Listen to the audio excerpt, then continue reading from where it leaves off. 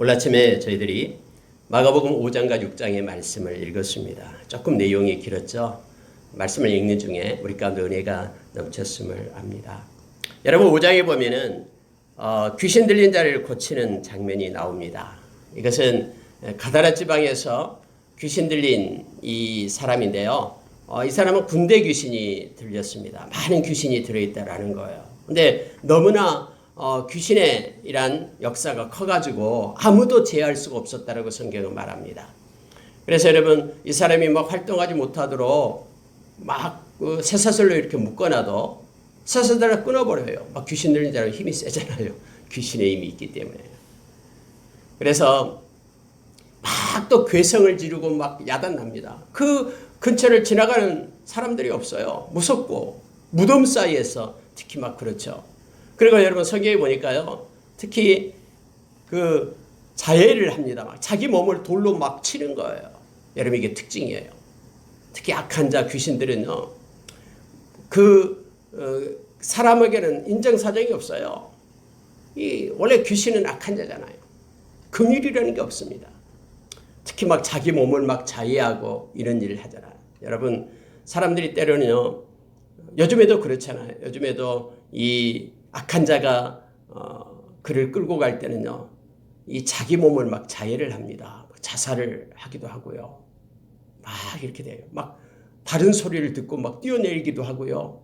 저도 옛날에 그런 경험이 있습니다. 제가 이제 한번 간증을 한 적이 있었는데요.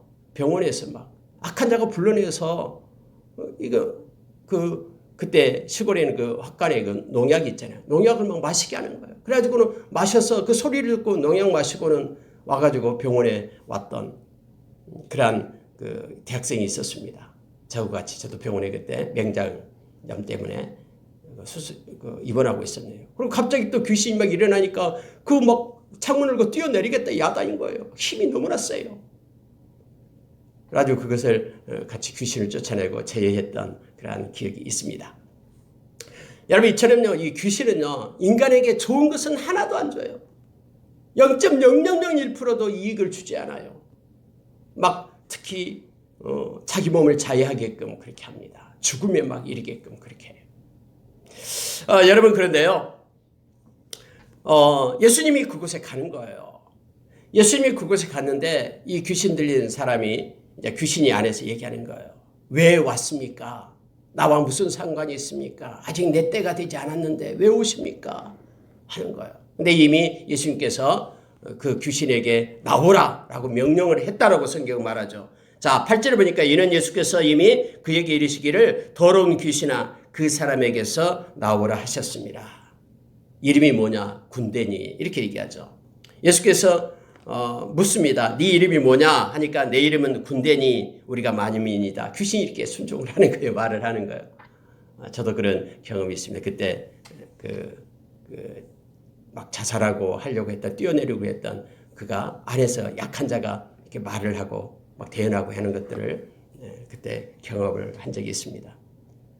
예수님의 권세 앞에 꼼짝 못 하거든요. 근데 여러분 이 귀신이 이렇게 말하는 거예요. 돼지떼한테 들어가겠다라고 얘기합니다. 눈에 보이는 게 돼지떼예요. 근데 돼지떼가 오늘 성경에 2,000마리가 된다 했잖아요. 예수님 허락해요. 들어가라 라고 얘기합니다. 그러니까 귀신이 그 사람에게서 나와서 돼지떼한테로 들어가는 거예요. 그랬더니 돼지가 놀래가지고 바닷속으로 막 들어가서 2,000마리가 죽음을 당하는 이런 일이 지금 성경에 기록되고 있어요. 이걸 보고 있던 사람이 깜짝 놀래가지고 이제는 마을에 가서 막 얘기를 합니다. 그렇게 그 무서운 귀신 들린 사람이 온전하게 되었고, 돼지떼에 2,000마리가 다 죽었다라고 말하니까 막 마을에서 사람들이 웅성거리면서 막 오기 시작하는 거예요. 근데 여러분 성경에 보니까 15절에 이렇게 말하고 있습니다. 예수께 이르러 그 귀신 들렸던 자 곧 군대 귀신 잡혔던 자가 옷을 입고 정신이 온전하게 앉은 것을 보고 두려워하더라. 그런데 그들이 나타나는 현상이 뭐냐면요. 이거예요. 뭐냐면은 귀신 들렸던 자가 당한 것과 돼지의 그 일을 본 자들이 그들에게 알리니까는 그들이 와서 예수님께 이렇게 말하는 거예요. 예수님 대단하십니다. 이 생명을 살려주셔서 고맙습니다 하면서 예수님을 영접하는 게 아니에요. 성경에 보니까 17절에 보니까 예수께 그 지방에서 떠나시기를 간구하더라. 예수님 떠나주세요. 예수님이 우리에게 잊지 마십시오. 다른 데로 가십시오라고 예수님을 떠나라라고 강구하다라고 성경에 되어 있어요. 뭐 여러 가지로 우리가 해석할 수가 있겠습니다만은 여러분 왜 예수님은 그 돼지떼한테로 들어가려 했을까요? 2,000마리면 그래도 굉장히 많잖아요. 비용이 그래도 엄청날 것 같아요. 돼지 한 마리. 2,000마리면요. 돼지. 뭐 몇십억이 되겠죠. 요즘으로 막 말한다면요. 근데 여러분요. 물론 여러 가지 경제적으로 손해를 입었기 때문에 뭐 그렇게 할 수도 있었을 겁니다. 근데 예수님을 그들은 감당할 그릇이 안 됐음을 우리는 알게 되는 거예요. 요즘에 여러분 예수 그리스도를 믿으라고 말하면요. 거부한 사람이 있습니다. 그들은 예수 그리스도 그 복음 기쁜 소식을 그들은 받을 그러한 자격이 되지 않기 때문에 그래요. 감당할 수 없기 때문에 그렇습니다. 여러분 왜 이 악한 사탄은 돼지떼한테 들어가겠다라고 얘기했을까요? 어쩌면은 이렇게 막 분란을 일으켜가지고는 이 사람들이 이것을 보면서 예수를 거부하도록 그렇게 행했을지도 몰라요. 만약에 여러분 귀신이 다 나가버리고 사람은 온전하게 된다 그러면은 사람들이 와서 경제적인 손실도 없고 하는데 와 예수님 최고다라고 권능이 있다라고 하면서 막 사람들이 예수님을 영접했을지도 몰라요. 그런데 이런 것들을 이 귀신은 싫어하거든요. 사람들이 예수를 믿고 교회 다니고 이런 것들을 싫어해요. 악한 자는. 그래서 이와 같이 분란을 일으켰을지도 모릅니다. 그런데 왜 또 예수님께서는 이와 같은 일을 행하셨을까요? 예수님은 귀신들이 그 사람에게서 떠났다는 사실을 생생하게 어쩌면 시청각으로 보여주기를 원했을 것입니다. 귀신이 있다라는 것을요 보여주기를 원했어요. 여러분 예수님은 말씀 속에서요 귀신이 있다라는 우리에게 분명히 얘기하잖아요. 사탄, 악한 자 말을 하잖아요. 근데 우리 눈에 보이지 않잖아요. 귀신이 있다라는 것을 생생하게 보여줘서 그 사람 속에 들어있던 수많은 군대 귀신이 2,000마리 속에 돼지떼에게 들어갔다라는 것을 눈으로 보여주는 거예요. 또 하나는요. 한 생명이 저 많은 2,000마리의 돼지떼보다 훨씬 더 소중하고 존귀하다라는 것을 알게 하는 거예요. 한 사람들은 그가 귀신 들렸기 때문에 옆에도 가지도 않고 보지도 않고 그를 불쌍히 여기지도 않고 그냥 버려두었던 그 사람을 예수님께서는 바다를 건너온 거예요. 그 한 생명 살리기 위하여 그것을 봐서 그 사람을 온전케 하는 거예요. 여러분 지금 예수님이 마태복음에 보면요. 그 갈릴리 바다를 건너서 와요.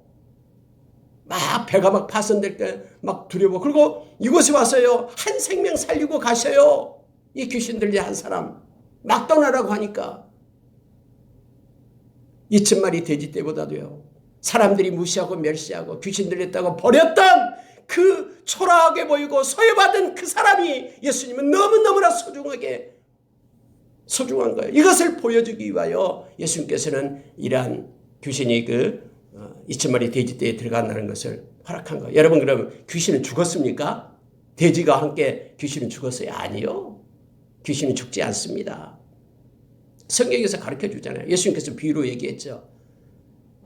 그 돼지 만약에 그 집을 이 악한 자는 잃어버리면요. 다른 또 들어갈 곳을 찾고 다녀요. 성경에 나오잖아요. 나갔다가 그 알 곳이 없어 돌아다니다가 다시 와보니 깨끗하게 청소되니까 더 악한 귀신 7을 데리고 와서 그곳에 들어가니까는 처음보다도 더 나중이다 더 심했다라고 악해졌다라고 말하잖아요. 근데 세상이 앞으로 그렇게 될 것이다라고 예수님께서 그렇게 말씀하셨잖아요. 여러분 예수님께서는 이렇게 예수의 권세가 귀신을 압도한다는 사실을 보여주기를 원했고요. 예수의 이름의 권세로 살아갈 것을 제자들에게 보여주는 것입니다. 그리고 우리로 하여금 이 말씀을 읽는 우리로 하여금요. 이 세상을 두려워하지 말고 한 생명이 소중하다라는 것을 깨닫고 물질이 아니라 한 영혼 그들이 소중함을 우리로 하여금 알게 합니다. 근데 여러분 놀라운 사실 하나가 있습니다. 이 귀신 들렸던 사람이요. 예수님께 말합니다. 예수님 저도 함께 가고 싶어요.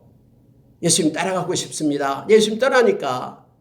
근데 예수님이 내 같으면은 예수님은 그럴 거예요. 알았어. 나와 같이 가자. 그러면 여러분 이 귀신 들린 사람 데리고 다니면서 내내 말할 거 아니에요. 이 사람이 이렇게 2,000마리 2,000개나 되는 군대 귀신이 들린 사람인데 이렇게 온전하게 돼가지고 이렇게 되었다 하면서 막 자랑하면서 다니고 간증하고 다니고 막 할 거 아니에요. 근데 여러분, 예수님은 허락하지 않습니다. 예수님은 이 사람한테 나와 함께하는 것으로 허락하지 않아요. 성경에 보면 이렇게 말합니다. 함께 있기를 간구하였으나 19절에 허락하지 아니하고 그에게 말합니다. 너는 집으로 돌아가. 주께서 내게 어떻게 큰 일을 행하사 너를 불쌍히 여기신 것을 내 가족에게 알리라. 하나님은요, 우리 주님은요, 여러분, 귀신 들려가지고는 집에서도 살지 못하고 무덤가에서 그렇게 자기 몸을 자해하면서 으르렁거리면서 이렇게 살고 있는 그 자녀를 둔 그 부모님의 심정은 어떻겠습니까? 그리고 예수님은요, 그런 막 우리가 생각하면 이러한 모든 좋은 것들을 가지고 간증거리가 돼가지고 더 막 이걸 하겠다고 생각하면 이거 우리의 생각일 뿐이에요.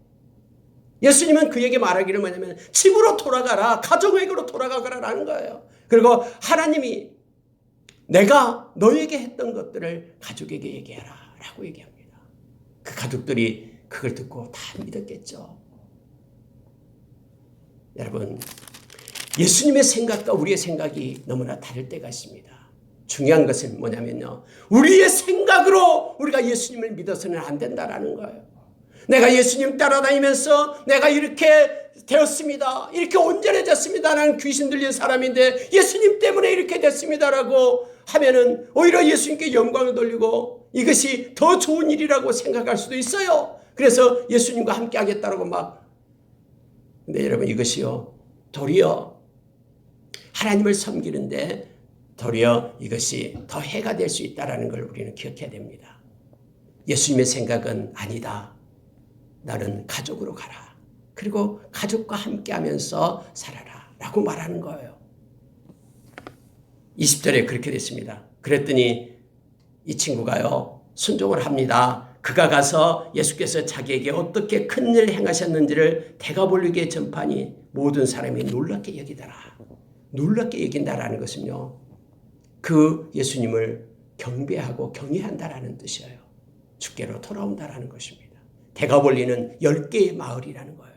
이렇게 얘기했는데 애가 돌아가서요, 가만히 있을 수 없는 거예요. 동네 10개의 큰 마을을 돌아다니면서 내가 이렇게 되었다라고, 예수님이 이렇게 하였다라고 그가 전도하고 있음을 지금 성경은 나타내주고 있는 거예요. 우리 주님이 원하는 자리에 서기를 원합니다. 예수 믿는 사람이 각자가 저 사람처럼 대자해서 저 사람이 하는 일을 다 따라가는 게 아니에요. 예수 믿는 사람들 각자에게 주어진 하나님의 그런 뜻이 있다라는 걸 우리로 하여금 알게 합니다. 하나님, 우리 주님이 거기에 세웠으면 그 자리에서 충성하는 거예요. 아니요, 하나님, 나는 이 시시한 것 일 싫어요. 나는 저 사람처럼 저 일을 하겠습니다라고 쫓아가는 것이 그게 충성 아니에요. 그건 자기의 욕망일 뿐이에요. 하나님이 세우신 자리에 우리는 끝까지 충성하며 나가는 것, 이것이 충성된 자예요. 우리 주님께서는 이 사람을 이곳에 세웁니다. 대가볼리에 세웠음을 보게 됩니다. 여러분, 이렇게 예수님은 이제 배를 타고 맞은편으로 오십니다. 뭐 가라고 하니까 예수님은 그 배를 타고 다시 와버립니다. 왔는데 많은 사람들이 예수님을 따라옵니다. 그 중에 여러분, 회장장이 있어요. 회장장 중에 한 사람이 야이로라는 하는 회장장이 있습니다. 여러분, 회장장이라는 것은 뭐냐면 회당을 이렇게 관리하는 사람이죠. 말씀을 잘 알고요. 회당에서는 말씀을 나누고 뭐 서로 예배하고 그런 장소였으니까요. 시나고그 회당이죠. 근데 여러분, 회당장이다 그러면요, 대부분요 바리새인 쪽이었어요. 그리고 예수님을 반대하고 그랬어요. 근데 이 사람은 독특해요. 회당장 야이로라는 사람은요, 예수님이 필요하다라는 거예요. 왜냐하면 자기의 딸이 지금 아프거든요. 12살 먹은 이 딸이, 소녀가 아파요. 죽어가고 있어요. 그 어떤 누구도 이걸 고칠 수 없다는 걸 알아요. 예수님께서 여러 가지 기적을 베풀고 병든 자를 고친다는 소식을 듣고 예수님을 쫓아오는 거예요. 그리고 예수님한테 와서 이렇게 말합니다. 내 딸이 죽게 되었습니다. 살려주십시오. 오셔서 그 위에 손을 얹으사 그로 구원을 받아 살게 하십시오. 예수님이라면 내 딸 살릴 수 있습니다. 주님 살려주십시오. 라고 주님 앞에 나와서 회당장이 요청을 합니다. 예수님은 보시고 알았다. 내가 가마 하고 가는 거예요.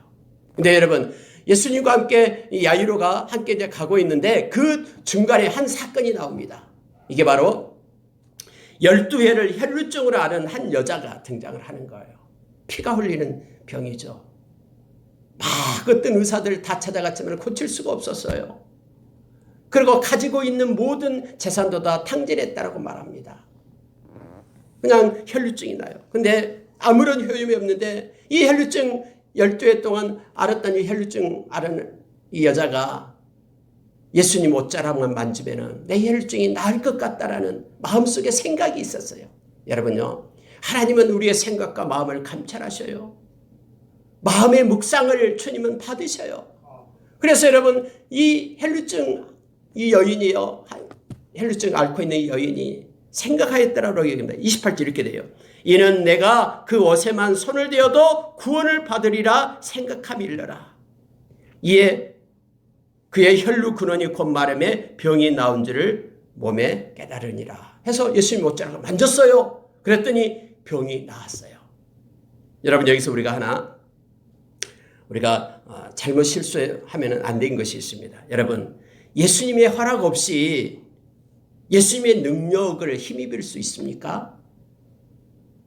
예수님이 허락도 안 했는데 이 말씀대로 보면은요, 그냥 여자가 생각해가지고 예수님 옷자락을 딱 만드니까 예수님에게서 능력이 나가가지고 혈루증이 없어져 버렸잖아요. 그러면 예수님은 가만히 있는데 우리가 막 노력해가지고 예수님의 옷자락을 딱 만지면은 우리의 모든 것들이 해결되고 나아집니까? 아니에요. 예수님의 허락이 있었기 때문에 이렇게 된 거예요. 예수님은 이미 알고 있었고요.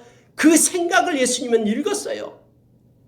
그 혈루증 여인의 생각, 그 믿음을 예수님은 아셨고 그 믿음에 화답한 거예요.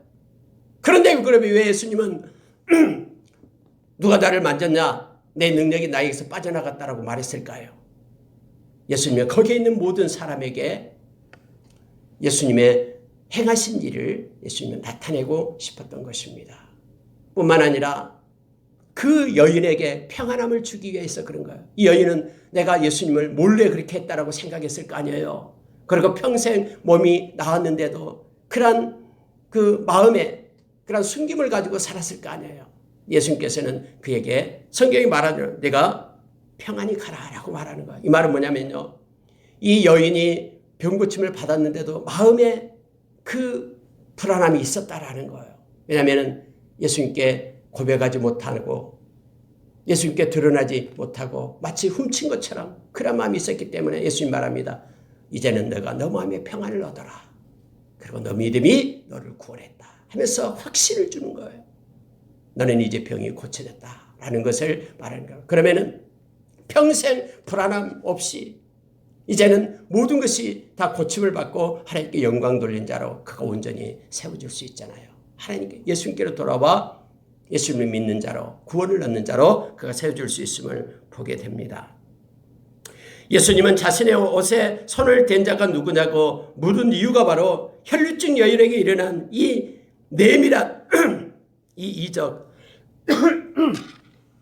사람들이 알지 못하는 예수님과 그 여인 사이에만 알고 있는 이 이적, 이것을 다른 사람들에게 공개함으로써 복음 전파의 기회로 삼기 위함이었을 거고요. 치유받은 혈루증 여인과 인격적인 관계를 맺어 그녀로 하여금 참된 마음의 평강을 주시기 위함이었음을 우리가 말씀 속에서 묵상해 볼 수가 있습니다. 여러분, 이 사건이 이렇게 되는 거예요. 그러니까 야이로 집에 같이 가다가 중간에서 한 사건이 나타나고 또 이제 야이로 집으로 연결이 되는 겁니다. 그러면요, 이와 같은 것이 이제 유대인 문학 속에 나타나는 기법이에요. 그러니까 어떤 사건이 딱 있는데 그 가운데 또 하나 사건이 끼어든 거예요.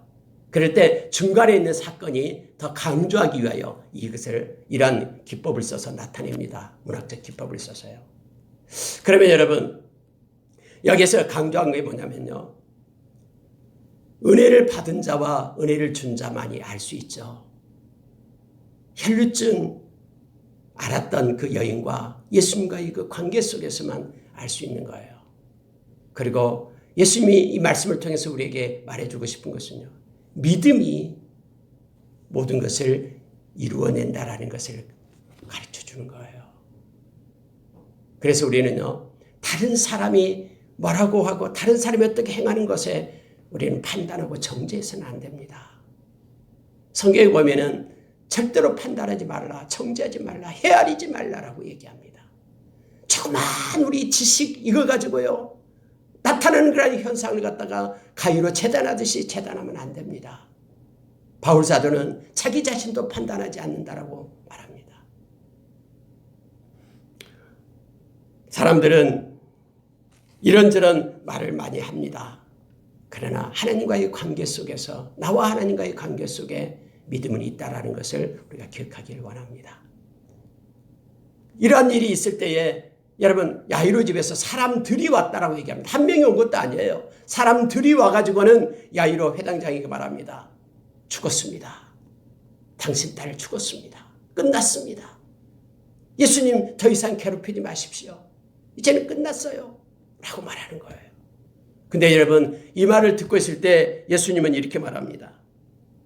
자, 35절 보면은요, 회당장 집에서 사람들이 와서 회당장에게 이르되 당신의 딸이 죽었습니다. 이제는 소망이 없습니다. 이런 상태예요. 어찌하여 선생을 더 괴롭게 하나이까? 근데 여러분, 예수님이 이 말을 듣고요, 곁에서 들었다라고 얘기합니다.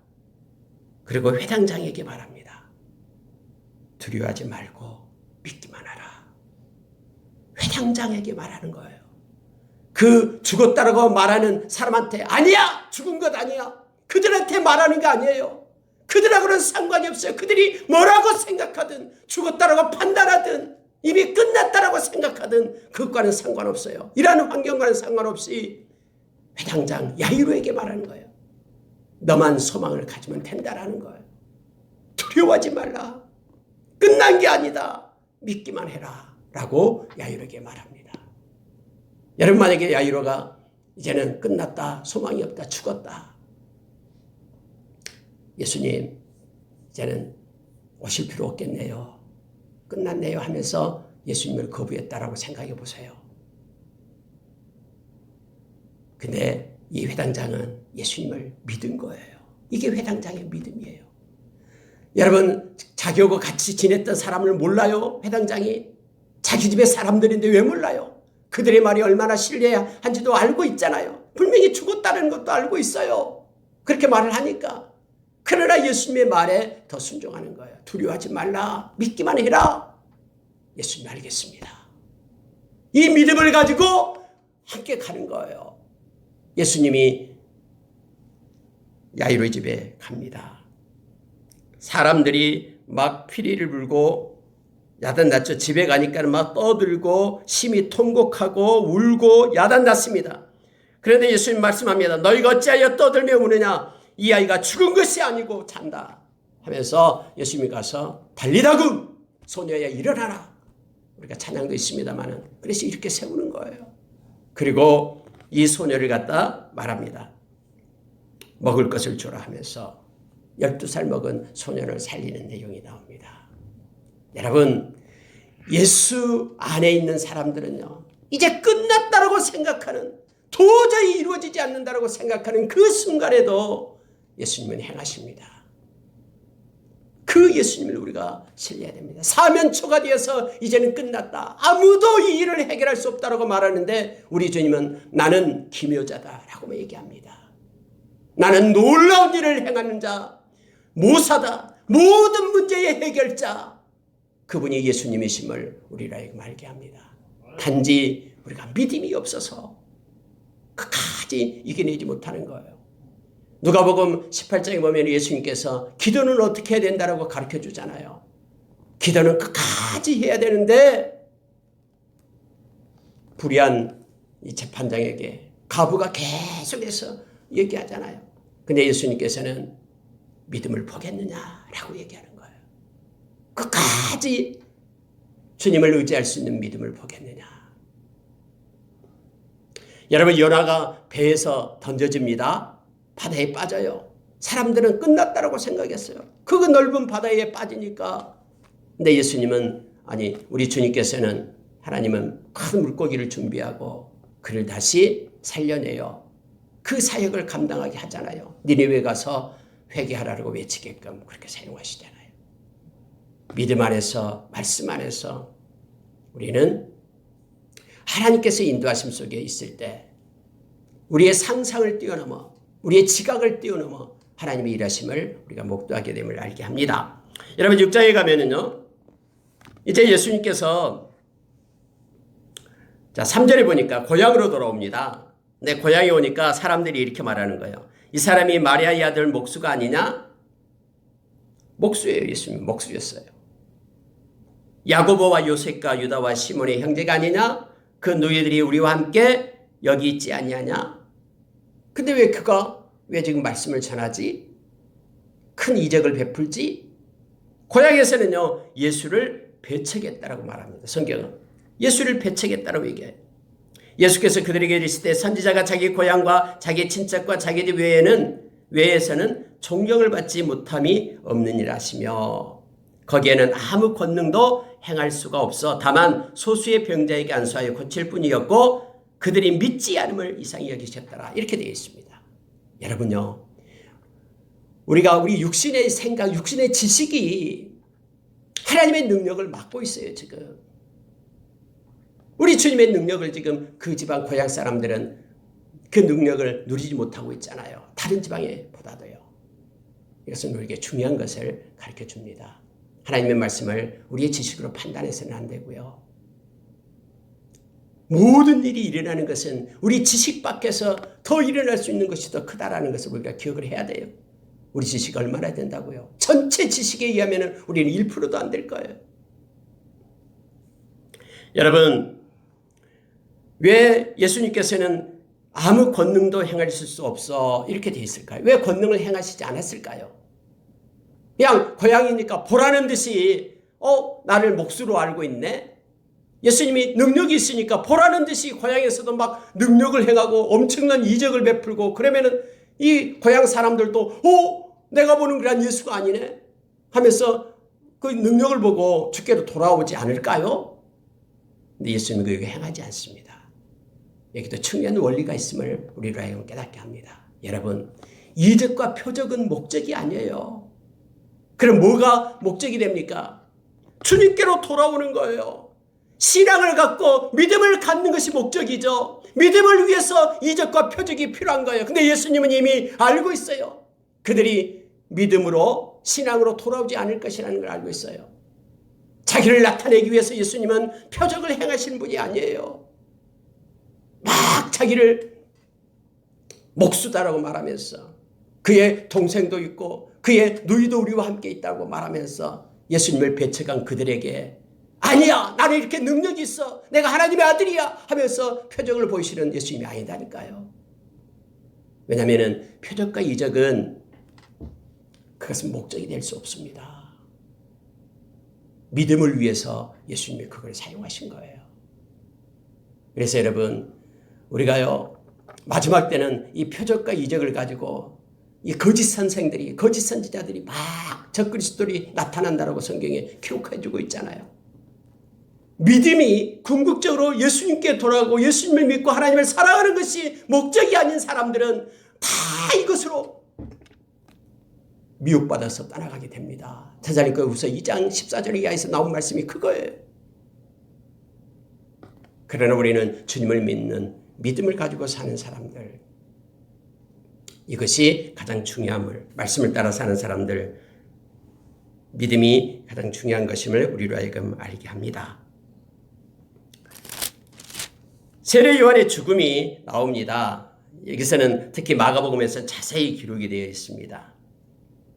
동생의 아내를 취했다라고 얘기하잖아요. 헤로디아, 헤롯이.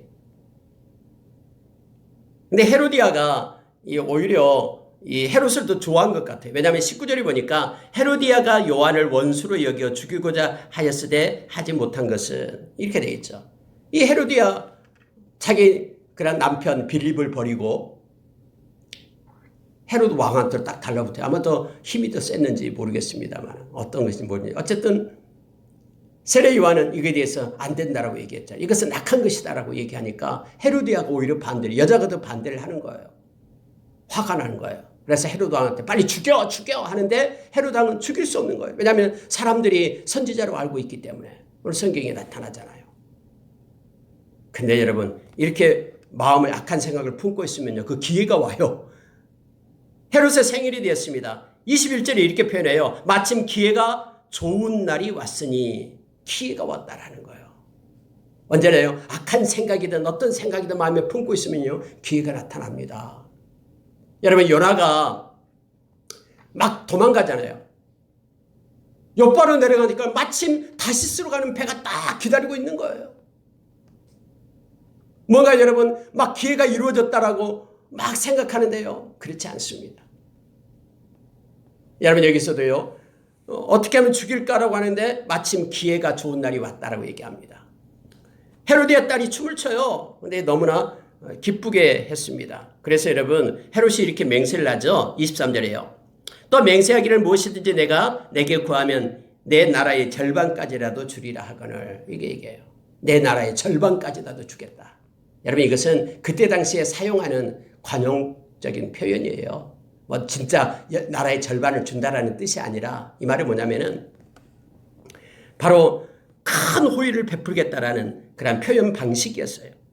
가능한 한 내가 할 수 있는 범위 안에서 원하는 것을 무엇이든지 허락하겠다라는 뜻이에요. 근데 진짜 춤 잘 췄다. 내가 소원이 뭐냐? 내가 들어줄 수 있는 들어줄게 라고 말하는 거예요. 그 내용이 바로 나라의 절반까지도 주겠다라는 표현이에요. 여러분 그랬더니 헤로디아에게 가요. 아니 세상에 세례 요한의 목을 원한다라는 거예요. 자, 헤롯도 깜짝 놀랐을 겁니다. 그런데 거기에 많은 사람들이 와 있는데요, 자기가 한번 했던 맹세 때문에 어쩔 수 없이요 목을 잘라와라고 얘기합니다. 목을 잘라와요. 그것도 쟁반에다 담아가지고 갖다 주는 거예요. 목을 갖다. 이런 일이 있게 됩니다. 이것만 묵상할수록 아니 하나님께서는 그 세례 요한 불쌍하지도 않고 그 목베임을 당해가지고 이 웃음거리가 되게끔 했을까? 우리는 그렇게만 생각할 수도 있어요. 그러나 여러분 성경에서는요 이 죽음에 대해서는 그렇게 심각하게 다루고 있지 않아요. 왜냐하면 영원한 천국이 기다리고 있기 때문에요. 이 땅에서 예수님의 제자들도요 다 순교했습니다. 그러나 그들로 하여금 저주받았다고 말하지 않습니다. 어떤 사람은 예수 믿는 사람이 따로 교통사고 나서 죽었는데 뭐 어떻게 교통사고 나 예수 믿는 사람이 뭐 저주받은 거 아니야? 이렇게 말하는 사람이 있는데 그렇지 않아요. 어떤 사람은 심장마비로, 어떤 목사님이 심장마비로 돌아갔어요. 하나님께서 부르시는 방법은 우리는 몰라요. 그러나 그것이 우리의 그 좁은 소견으로 우리 인간의 잣대로 판단해서는 안 된다라는 거예요. 만약에 그렇게 생각하면 뭐 예수님의 제자들은 다 저주받은 사람들이게요? 아니잖아요. 어쨌든 세례 요한이 이렇게 해서 사라지게 됩니다. 예수님의 제자들이 전도 갔다 오게 됩니다. 근데 여러분 31절에 보니까요 예수님이 이렇게 말합니다. 너희는 따로 한적한 곳에 가서 잠깐 쉬어라 라고 얘기합니다. 여러분 우리에게 쉼이 필요합니다. 우리가 쉴 사이가 어디 있냐고, 우리 인생이 짧은데 막 열심히 해야 된다라고 하는데요. 예수님께서는 제자들이 일하고 온 것일 때 너희들은 한적한 곳에 가서 쉬어라 라고 얘기합니다. 하나님은 당신의 백성들이 이 평안을 누리고 때로는 쉼을 갖는 것을 원합니다. 그래서 여러분 하나님께서는 6일 동안 일하고 하루를 쉬게끔 그렇게 하셨죠. 이게 하나님께서 우리를 사랑하시는 방법이죠. 우리도 때로는 여러 가지 일들이 있지만은 우리도 쉼을, 평안한 쉼을 누리는 것을 우리도 행해야 됩니다. 왜냐하면 예수님도 그랬어요. 자, 32절에 보니까는 이에 배를 타고 따로 한적한 곳에 갈세라고 말합니다. 한적한 곳에 가서 예수님과 제자들이 쉬었음을 성경은 말해주고 있습니다. 여러분 우리의 인생 중에서도요, 잘 쉴 수 있는 능력을 가져야 됩니다. 하나님이 주신 것을 육체도 쉬어야지만이 우리 몸이 더 건강케 됨을 알게 하죠. 이것도 하나님의 영광을 위한 것입니다. 우리가 늘 그래요.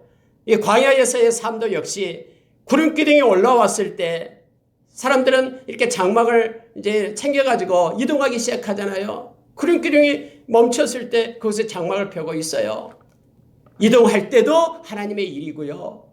멈추고 그 자리에서 거주할 때도 이것도 하나님의 일이에요. 이것도 순종하는 일이죠.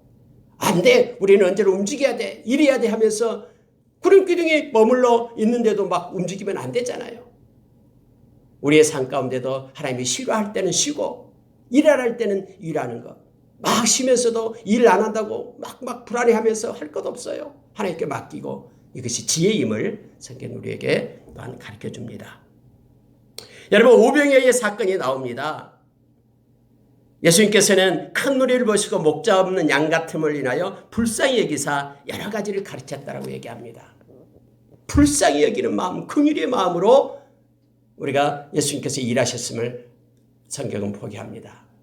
우리가 여러분 누구에게 이렇게 봉사하고 또 구제하고 하는 것은 반드시 하나님의 마음이 있어야 됩니다. 체면 때문이 아니라 마음에 이 긍휼의 마음을 가지고 행할 것을 예수님이 그렇게 행하셨기 때문에 우리도 그렇게 행할 것을 성경은 요청해 주고 있습니다. 오병이어의 사건들을 우리가 많이 봤기 때문에 실제적으로 이것은요. 예수님의 성찬식을 지금 말하고 있는 거예요. 예수님으로 다 먹어서 생명 얻는 것을 지금 상징적으로 나타내주고 있는 사건임을 알게 합니다. 예수님께서 오병이어가 나오고요. 이 말씀만 보고 마치겠습니다. 이제 다시 한적한 곳으로 올라갑니다. 밤이 맞도록 기도하십니다. 예수님이 왜 그렇게 기도를 하실까요? 예수님도 하나님인데 뭐 그렇게 기도할 일이 많을까요? 여러분 여기서 우리가 중요한 것은요. 뭘 달라고 기도했겠습니까? 아니죠. 하나님 아버지와 교제의 시간입니다. 기도는요. 하나님과 우리와의 교제의 시간이에요. 하나님 아버지와 만나서 지금 교통하고 친밀함 속에 있는 예수 그리스도를 우리가 보게 됩니다. 뿐만 아니라 예수님을 따르는 백성들은 이처럼 기도를 통해서 하나님과의 친밀한 관계를 가질 것을 우리에게 가르치고 있는 내용입니다. 하나님의 백성은 그래서 끝날 때까지 이 세상 끝날 때까지 기도자로 있어야 됩니다. 그리고 기도는 하나님과의 친밀함, 교통 속에 있다는 것을 우리로 하여금 알게 합니다. 막 뭐 달라라고만 기도하는 것이 아니라 하나님의 마음을 받고 뜻을 알고 하나님과 교제 속에 있는 그 권리가 성도의 권리가 기도임을 우리로 하여금 알게 합니다. 사경쯤에 사경이 됐다라는 것은 새벽 3시가 됐다라는 거예요. 3시에서 6시 사이가 사경입니다. 예수님의 기도 중에 보았습니다. 그 제자들이 너무나 큰 파도와 싸우고 있다라는 거. 그래서 물 위로 막 쏜살같이 달려옵니다. 걸어와요. 다른 마태복음에서는 이제 베드로가 물 위로 걷는 장면이 나옵니다만 마가복음에서는 그게 생략이 됐습니다. 그리고 예수님께서 배 안에 탑니다. 그 제자들이 막 유령이다라고 얘기하잖아요. 이것만 보고 마칠게요. 그때 여러분 51절에 이렇게 말합니다. 배에 올라 그들에게 가시니 바람이 그치는지라 제자들이 마음이 심히 놀라니 이는 그들이 떡 떼시던 일을 깨닫지 못하고 도리어 그 마음이 둔하여졌음이라. 여러분 놀라운 사실을 성경은 기록하고 있는데요. 왜 제자들이 그렇게 막 놀라냐면요. 무서워하고 두려워하냐면은 그들의 마음이 둔해졌다라고 얘기합니다. 예수님이 오병이어로 5,000명을 먹이셨던 그 사실을 그들이 잊어버리고 바로 있었던 일인데요. 그들이 마음이 둔해졌다. 깨닫지 못하고 도리어 그 마음이 둔해졌다라고 얘기합니다. 여러분 이 중요한 하나를 가르쳐 주는데요. 이거예요. 여러분 제자들은 뭘 봤냐면요. 오병이어로 5,000명을 먹이는 그 기적만 보고 있는 거예요. 이 기적만 보고 있으면 안 돼요. 왜냐하면 그 기적을 행하시는 예수님을 봐야 된다는 거예요. 그러면 그 놀라우신 예수님을 우리가 보게 될 때요. 어떤 기적들이 있다 할지라도 우리는 예수님을 바라보면서 예수님으로 인하여 평안을 누리는 거예요. 능력을 받고 예수님을 이렇게 바라보게 되는 거예요. 그러면 마음이 둔하해지지 않는 겁니다. 그러나 여러분, 예수님을 바라보지 못하고요, 나타나는 현상만 바라보게 될 때는 늘 그런 현상이 나타날 때마다 그것만 바라보게 되는 거예요. 마음이 둔해져 버립니다. 이것이 여러분 디모데전서 6장에서 나올 때요, 재물에 대한 얘기도 그렇게 말하는 거예요. 재물에 소망을 두지 말라라는 거예요. 그 재물을 공급하시는 하나님께 소망을 두라라고 얘기합니다. 그래야지만이 우리가 이 땅에서 믿는 자로서 하나님이 주신 것을 잘 활용하고 하나님께 영광 돌리고 선한 일을 행할 수 있다라고 우리에게 가르쳐줍니다. 여러분, 예수님은 이런 기적 저런 기적 많은 기적들을 베푸십니다. 근데 그 기적이 문제가 아니라 기적을 베푸시는 예수님께 우리의 마음과 우리의 시선이 모아져야 됩니다. 그러면 우리의 마음이 둔해지지 않습니다. 그러나 예수님이 아닌 다른 것에 우리의 마음을 뺏기면은요, 우리의 마음이 늘 둔해져서 깨닫지 못합니다. 이것은 은사도 똑같습니다. 하나님이 주신 축복도 똑같습니다.